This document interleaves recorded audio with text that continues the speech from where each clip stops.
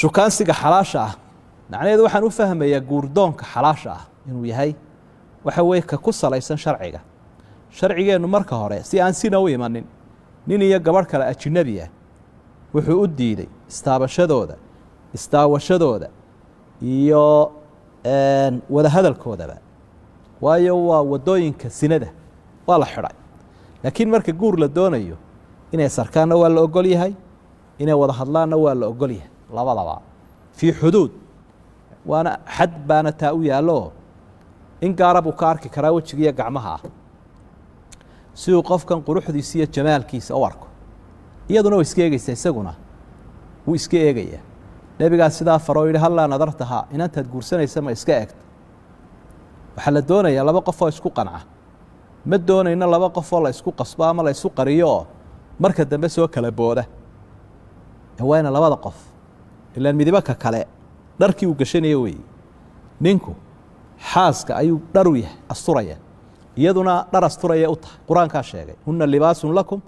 wa antum libaasun lahun dee ma naqaano lama yaqaano qof intuu bacadlaha iska tago wuxuun iska soo xambaarta dhar laakiin mid waliba wuxuu idhaahdaa ma ila eg yahay talo quruxdiisu waa maxay may cajabiyey ma asturaya ma ku xaragoon karaa dharkii oo caynkaas maxaad u malayn qof dhan oo bani aadam oo noloshaada kugu lifaaqnaanaya markaa aan idhaahna ee guurdoonka xalaasha ah iyo wada hadalka xalaashi waa ka waxa xaaraana nin iyo gabadh aan weli isu mehersanayn oo dhexda is haysta isla caweynaya isla dalxiisaya isla cashaynaya sidii muraayadda saasun isu daawanaya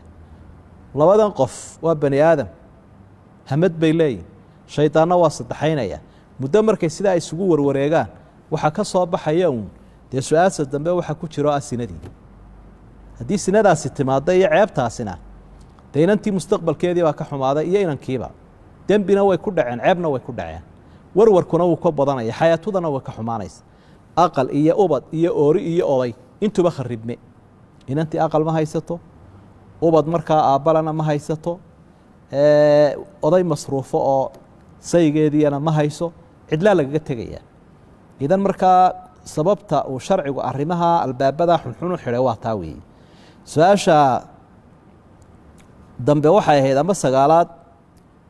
haddii ay dhacdo sino oo dadku waxaa loo diiday bay ku dhaceen iblis baa ka faa'idaystay ninkii iyo gabadhiiba sinay ku dhaceen ma mehersamaysa dadku ma mehersamaysaa un bayna weydiiyaane laakiin mushkilada intay leedahay baa mudan in la isweydiiyo iyo maxaa arrintaa lagaga gaashaaman karaa ila haddii balaayo laga warramayo balaayada daba la qabto male daaman la qabtay leedahay daamankaynu qabanaynaa waa maxay baa u baahan in laga fikiro sinada noocan ee soo noqnoqonaysa miyiga iyo magaalada iyo debadda iyo gudaha intaba ka dhacaysa dadkii la leeyahay inan baa ureysatay oo si xaaraan oo ureysatay meher la'aana arrintaa maxaynu kaga gaashaaman karnaa ila cidda ku baaba'aysa waa hablaheeni iyo walaalaheeni inan walow xumaato oo dee ummadda islaamka ka midii waa walaasha haddaad adigu xumaysayna way kaa go-an tahay oo kaa fogaan mayso